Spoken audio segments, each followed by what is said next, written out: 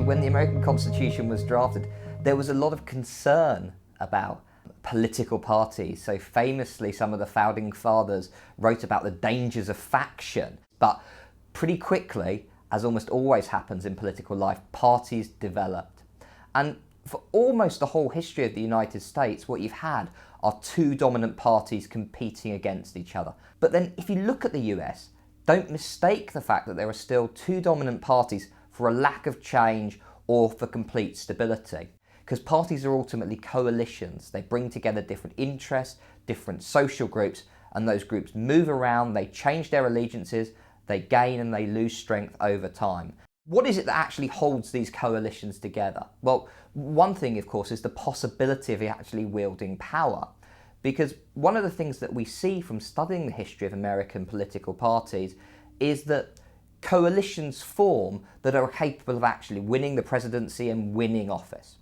So if you look, for example, at the Democratic Party at the moment, it is a combination of blue-collar workers, African Americans, and relatively wealthy liberal white voters.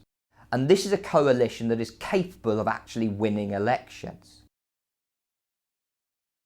Realignment theory argues that certain seminal elections reshape the form of American politics fundamentally. Famously, for example, the New Deal election in 1932 establishes a new coalition which keeps the Democrats in power for the best part of 30 years. And we can see those arguments taking place again today. So the big debate here is about the Hispanic community. Are they going to become solidly Democratic supporting and thus make it very, very hard for Republican presidential candidates to win office? So one of the really striking things about American party politics is not that third parties or independent candidates have been absent. Quite the opposite. There are various famous examples we can think of, going back to Theodore Roosevelt, George Wallace or Ross Perot. And they've made some dent in achieving popular support.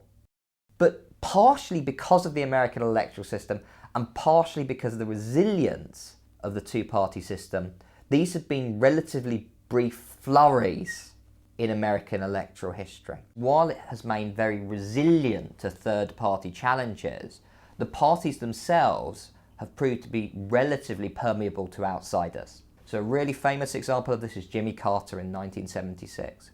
He's a governor of Georgia, a relatively small state, and certainly not considered a front-runner for high office.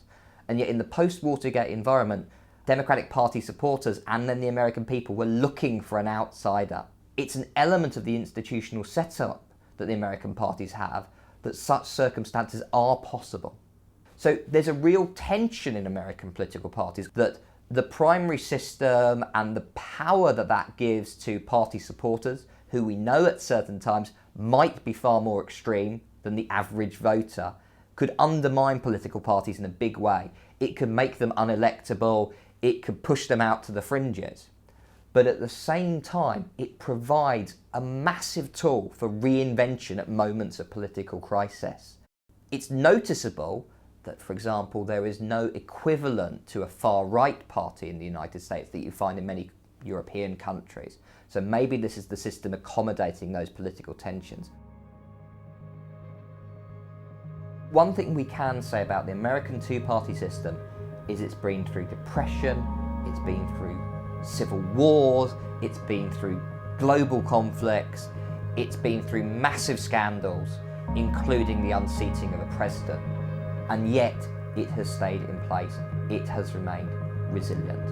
But an important caveat to that is, if we're trying to predict the future, we shouldn't expect those two parties, even if they have the same names, to look the same as they do now in the future.